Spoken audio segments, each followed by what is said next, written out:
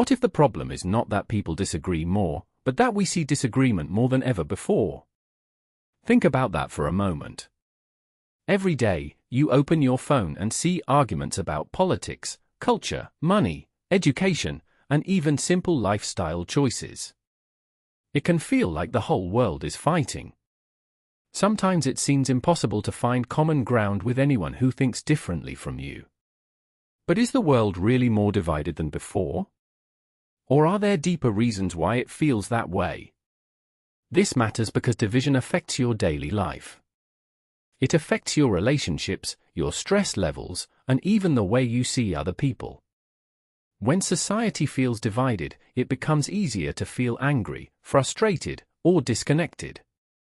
And over time, that can change how you interact with friends, family, co-workers, and strangers. Today, I want to explore 3 reasons why the world feels more divided than ever. And by the end, I hope you'll see this issue in a slightly different way. The first reason is that technology puts disagreement in front of us all the time. In the past, most people got their news from a newspaper, a television channel, or conversations in their local community. Today, information moves instantly. A disagreement happening on the other side of the world can appear on your phone within seconds. Social media platforms are especially important here. Their goal is to keep your attention. And one thing that grabs attention very effectively is conflict. Imagine 2 headlines. One says, "People find a reasonable compromise."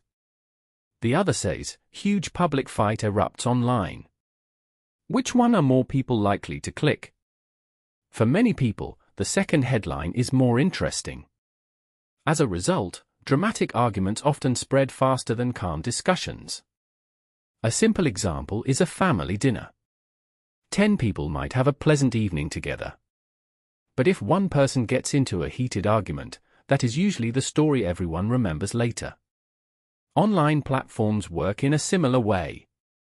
The conflict becomes more visible than the cooperation. The second reason is that many people are living in different realities. Of course, we all live on the same planet. But the information we receive can be very different. 2 people can search for the same topic and end up reading completely different articles, watching different videos, and following different experts. Over time, they build very different views of the world. Let's imagine 2 neighbors. One follows news sources that focus on economic problems. The other follows sources that focus on technological progress and innovation. After several months, they may have completely different feelings about the future.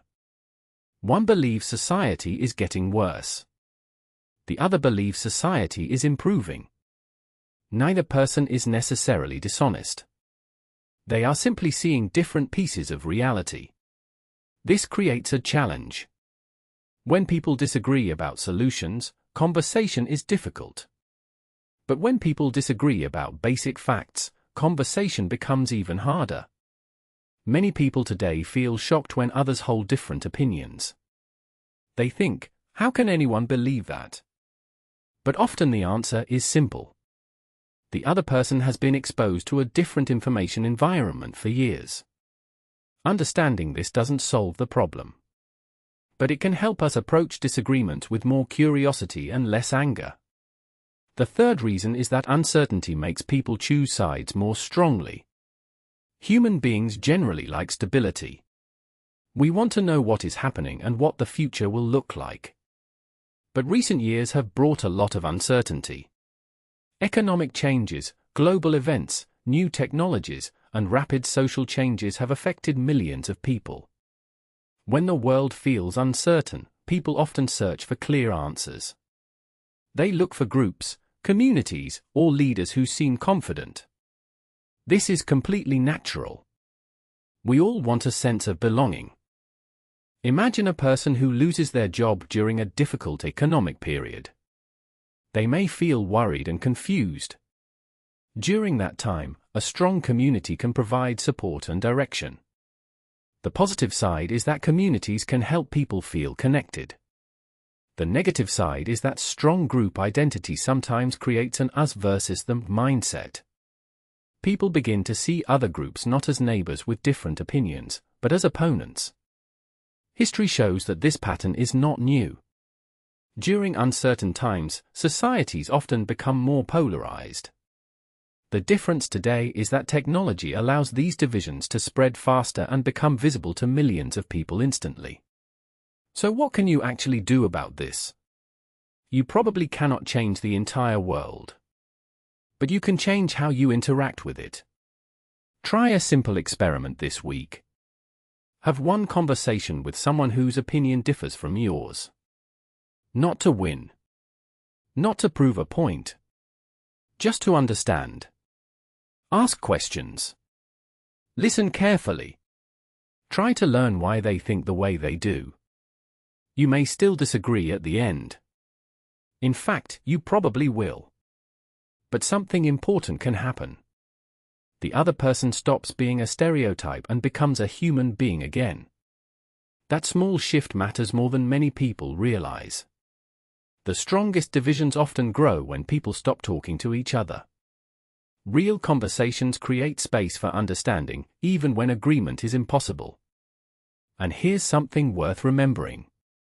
The world has always contained disagreement. Different beliefs, values, and ideas are part of being human.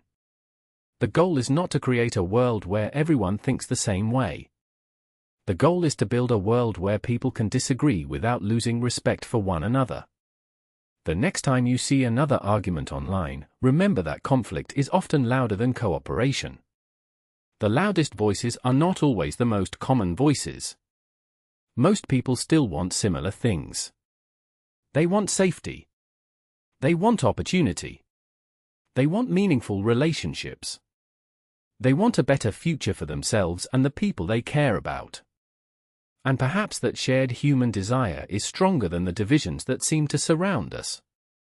Thanks for listening, and I'll talk to you again soon.